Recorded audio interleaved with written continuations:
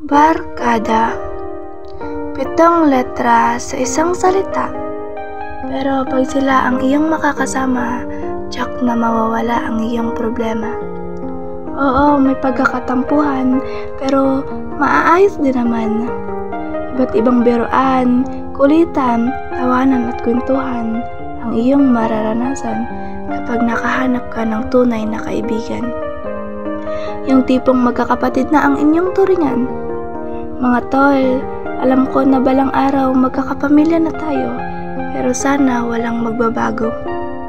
Sila yung barkadang mabilis mong lapitan sa oras ng iyong pangangailangan. Mapaaway man, handa silang tumulong kahit sa kamatayan. Sila yung kaibigan na broken hearted ka na nga, kakantahan ka pa nila ng binaliwala.